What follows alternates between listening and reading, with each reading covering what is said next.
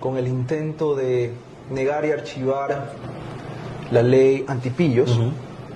Y creo que muy mal le harían al país, no al gobierno, al país, que busca darle un alivio económico, un alivio financiero por el impacto de las crisis de inseguridad y sobre todo energética. Entonces, yo creo que aquí es cuando se debe de ver la madurez política, y yo invito a los grupos y a la clase política a mirar a un país hacia el futuro, a mirar que el daño no se lo hacen al gobierno, que se lo hacen al país, que se lo hacen a sus electores, y que ojalá pongan el país por delante antes que sus intereses.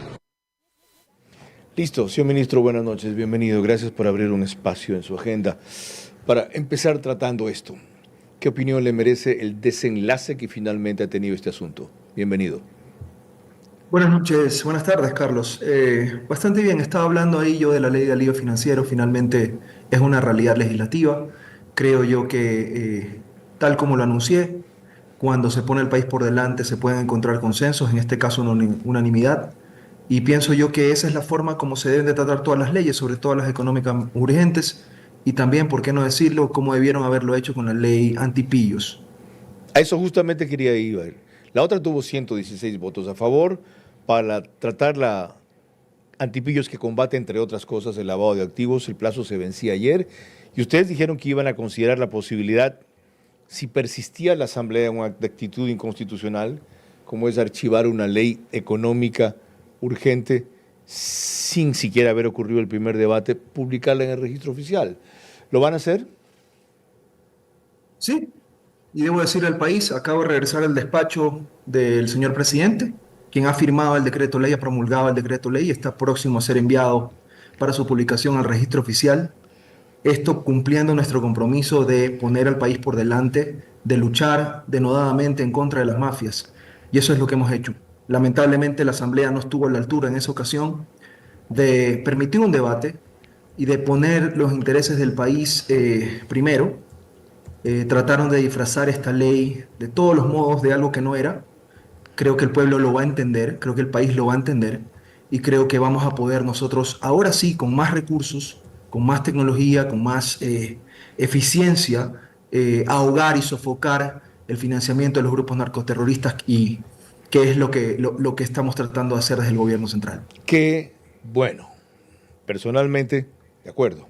Anoche tratamos este asunto con el secretario de Integridad Pública, que justamente hizo conocer algunos aspectos trascendentes de esta ley de lavado de activos, más allá del polémico que fue el impuesto a los vehículos, y eso a los vehículos usados aún de una manera progresiva. Pero ya sabe la tormenta que esta vaina le va a ocasionar. O sea, si algún apoyo tenían para ciertas iniciativas de la Asamblea, con esto se acabó.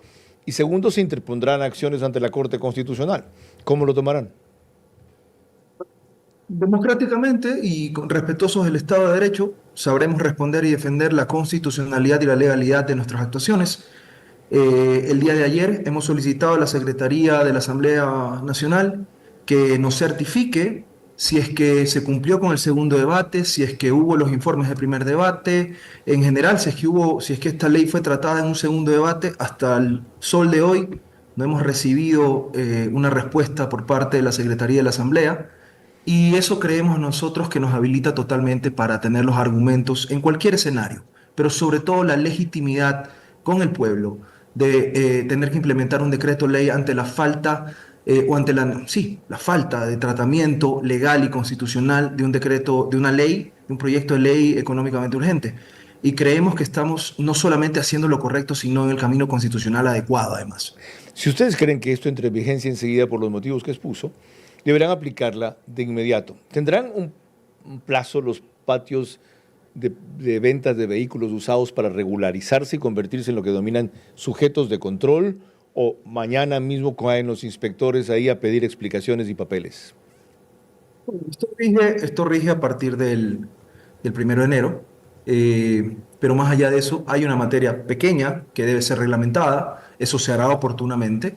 La idea, repito, aquí no es gravar con mayores impuestos a ninguna clase, a ningún nicho de mercado, sino tener un control a través de un régimen tributario de dineros que estaban yendo directamente a financiar el narcoterrorismo. Ese es el espíritu de esta ley, no solamente con lo que tiene que ver con patios usados, que ha sido yo el caballo de Troya con el que se ha pretendido deslegitimar la importancia de un esfuerzo, de una iniciativa legislativa por parte del presidente, sino también ver otras cosas, ver el ilegal negocio de los radares, esas multas fantasmas que se cobraban que también sirven para alimentar el narcoterrorismo, y también, ¿por qué no decirlo también? La gran oportunidad que existe a través de algunos clubes de fútbol de servir como fondos de financiamiento también para el crimen organizado. Entonces, esta es una ley en pro de los ecuatorianos, esta es una ley definitivamente que, como su nombre lo dice, busca ser una herramienta de la lucha contra la delincuencia o una ley antipillos. La otra reacción previsible ya no será de la Asamblea o de quienes la archivaron, sino del crimen organizado, que verá que se viene una nueva ofensiva contra ellos que les va a dificultar las operaciones. Y esta mañana, decía Michelle Fafey en Teleamazonas, a quien voy a tener el próximo sábado, en veras, de paso, algo muy novedoso y crítico, contrario a la estrategia del gobierno contra el crimen organizado. Decía ella que militarizar esta lucha lo único que hace es multiplicar los adversarios, que así pasó en México, que cuando comenzaron a hacer esto habían 30 carteles, que ahora hay más de 300, y que en general el gobierno se está equivocando al desarrollar la guerra de esta manera. ¿Usted comparte una opinión así y, de no ser así, van a revisar la estrategia en algún momento? No, a mí me parece es un enfoque miope, con el respeto que se merezca el analista. Yo creo que este es un análisis variopinto, multidimensional.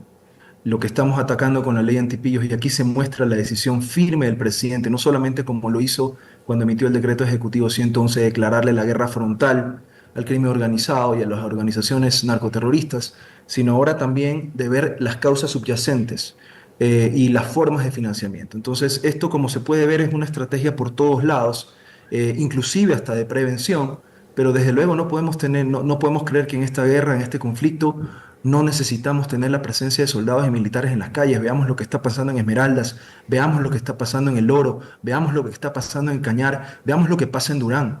Todo lo que y yo lo digo porque aquí tenemos contacto directo con las gobernaciones de cada una de las provincias. Cada vez son más las respuestas, las agresiones que tenemos del crimen organizado, las acciones que tenemos planificadas, a los resultados que se van dando, a los números que van disminuyendo, y por supuesto la presencia militar y policial permanente que están en las calles atendiendo este conflicto es necesaria. Pretender que esta guerra se libre sin militares en las calles es simplemente es tan nocivo como abrir las fronteras para que entre quien sea, o como dejar de controlar nuestras fronteras marítimas.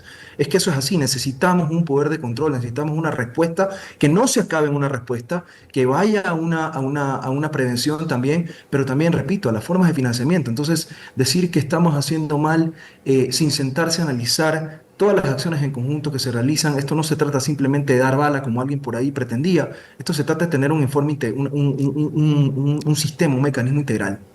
Doctor de la Gasca, los índices están cayendo solo en muertes violentas.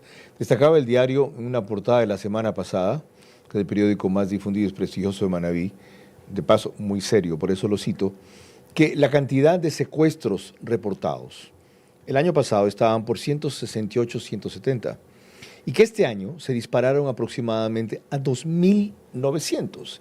Entonces, el único indicador que se ha reducido es ciertamente el de las muertes violentas, y no a 30% como propuso el presidente o prometió, sino a 17, 19%, mientras los demás se disparan. ¿No desdice esa estadística de usted mismo lo que acaba de afirmar? Bueno, los números dicen mucho y hay varias maneras de interpretarlo. Precisamente por eso es que estamos luchando contra un crimen organizado, transnacional, que tiene muchas formas, muchas caras. Cuando atacas una, brilla más otra. Como una hidra de Lerna, cortas una cabeza y salen dos más. Pero eso es lo que tenemos que atacar los financiamientos. Por eso la importancia de esta ley, Carlos. Y lo escuchábamos el otro día, lo escuchaba el presidente Duque, cómo decía cómo se había arreciado la lucha contra el narcoterrorismo en el Ecuador, y cómo ponía en ejemplo el tiempo que demoraba en Colombia y la forma como Colombia logró disminuir sus niveles de tensión, sus niveles de violencia. Acá lo tenemos que hacer igual, pero eh, pensar que los resultados que alcanzamos van a ser de inmediato y van a disminuir todas las formas de criminalidad que existen, porque no estamos hablando de minería ilegal, ni estamos hablando de la cantidad de droga que se captura. O sea, hay que verlo en su conjunto, Carlos. pero estamos bajando la violencia, estamos haciendo más presencia en territorio, estamos sofocando las economías narcocriminales y ahora este proyecto de ley viene a eso. Necesitamos inteligencia financiera más robusta, necesitamos entender cuáles son los brazos políticos, cuáles son los brazos en la justicia que están llegando a hacer permanecer este clima de impunidad e inseguridad. Entonces, creemos que en este enfoque global, este es un paso, este es un camino serio hacia donde estamos apuntando y hacia allá vamos. Lo otro, el CNE está arreglando el debate presidencial o entre candidatos presidenciales. Desde luego estará el presidente. ¿El presidente o usted son más partidarios de un debate con los 16, aunque eso extienda mucho más el tiempo y exija una mecánica ciertamente muy creativa para que haya, al cabo de 3 horas quizá, igualdad de oportunidades, igualdad de tiempo e igualdad de alternabilidad? ¿O prefieren ustedes, como se pensaba hacer por sorteo, dividir eso en 2 grupos de 8, caiga en donde caiga el presidente? Carlos, yo creo que hay que ver un poquito más atrás. En esta, entre comillas, fiestas democráticas que lo que ha servido es para servir de tiendas o de mercadillo de candidaturas, donde tenemos 16 candidatos a la presidencia, que eso a mí me parece un ejercicio aberrante del derecho de participación y que refleja la poca institucionalidad democrática, mucho menos los conceptos de formación partidista o de ideologías, donde tenemos esta cantidad infinita, esta sábana de candidatos. A mí me parece que hay que cortar por lo sano y por lo más práctico. Pretender tener un debate donde haya 16 personas no se va a escuchar a ninguna. O sea, el que mucho abarca poco aprieta y usted es un hombre que entiende de sabiduría popular. Yo creo que aquí el CNE sabrá hacer lo que tenga que hacer con respecto al sorteo. Creemos que esto debe ser permitir un espacio de una discusión un poco más centralizada, no permitir esto un show donde todos hablan, todos gritan, donde nadie entiende y nadie escucha, sino tratar de que la ciudadanía se informe, que la ciudadanía se informe de los planes de trabajo de los que los tienen y que vea quiénes no los tienen, que vea quién es un candidato de verdad y quién es un candidato posado. Yo creo que esto en un desfile de 16 personas va a ser imposible, hablando desde lo práctico simplemente. Sí sabe que es hoy, ¿no? 9 Por de diciembre. supuesto, A ver, hoy es el día que se conmemora lucha internacional contra la lucha contra la corrupción. No, gracias, no me refería a eso, no. Hoy cumple usted un mes de gestión. Ni siquiera me había dado cuenta porque no ya empezaba el 12. Así Yo que sí, todavía no es. yo sí, ok. Ok, dígame Hoy su sí- principal logro. Hoy sí es el día de la lucha internacional contra la corrupción. Creo que me faltan un día o 2 días para cumplir un mes. Ya. Pero tenemos una ley antipillos, el compromiso del presidente es inclaudicable. Y no solo eso, estamos también, yo lo había dicho, lo había anticipado, y hablando también de temas de corrupción, creo que es importante no desmayar en la lucha contra la impunidad. Ya. Y estamos nosotros presentando el día de hoy a la Cancillería para que por medios los canales diplomáticos pertinentes solicite al Estado de México y entregue nuestra solicitud para que se cancele el estatus de refugiado de Walter Solís. Ya. Creemos que él tiene muchas cuentas pendientes que rendir acá al Ecuador. Él fue sentenciado por el caso Senagua, por la reconstrucción de Manabí. Carlos, usted que es manabita, y tantos otros casos. Me parece que en el tema manabita, Sí, claro. en el tema de la reconstrucción de Manabí, ahí tiene Terrible, todavía mucho. un proceso en marcha. Pero lo que se necesita aquí, Carlos, es mandar un mensaje. Nosotros no estamos del lado de la corrupción, ni en la impunidad, ni nos olvidamos, ni tenemos una amnesia temporal de las cosas. Aquí, en este día, creo que hay que honrarlo con acciones decididas, y eso es lo que estamos haciendo. Dígame cuál ha sido su principal revés en este mes. Revés. Sí. Frustración, Bueno, decepción. yo quisiera Uno. que Tiene que haber habido. No todos son yo no logros tengo y éxitos. problema en decirlo. Yo creo que me hubiera gustado poder tener un mayor canal de diálogo con algunas autoridades, principalmente en la Asamblea, pero creo que el clima no ha sido necesariamente el mejor. Sin embargo, viniendo de un ambiente diplomático, nunca dejo de apelar al diálogo Sí, señor. para construir soluciones a favor del país. Sin embargo, las acciones las Bueno. tomamos, las decisiones las tomamos, y prueba de eso es el decreto de ley del presidente de la República. Como ex miembro del Consejo de Seguridad me hubiera encantado hablar con usted del tema de Siria, pero volvemos a la política local. La última, ¿cuál fue su mayor sorpresa este mes? ¿Qué le llamó la atención de estar sentado en el potro? La cantidad de entrevistas que me iban a pedir. No se queje, no se queje. Ok, ya termino, ok. La seguimos cuando esté en Guayaquil, ¿de acuerdo? Encantado, Carlos. José de encantado. la Gasca, Un ministro fuerte de abrazo. Gobierno. Saludos a todos. Gracias por los anuncios, 18 horas 21 minutos.